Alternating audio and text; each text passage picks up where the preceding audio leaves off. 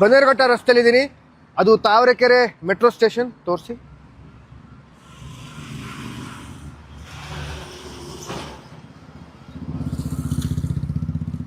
ಇದು ಸೇವರಿ ರೆಸ್ಟೋರೆಂಟ್.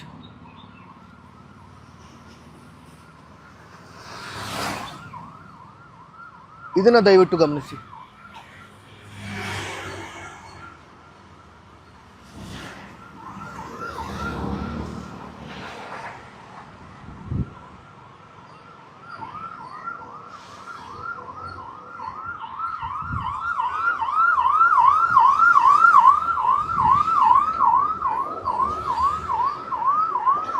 ನಾನು ನಮ್ಮ ಅಧಿಕಾರಿಗಳಲ್ಲಿ, ಸ್ಥಳೀಯರಲ್ಲಿ, ನಮ್ಮ ಪ್ರತಿನಿಧಿಗಳಲ್ಲಿ ಕೈ ಮುಗಿದು ಕಳಕಳಿಯಿಂದ ಕೇಳ್ಕೊತೀನಿ, ದಯವಿಟ್ಟು ಇದರತ್ತ ಗಮನ ಹರಿಸಿ.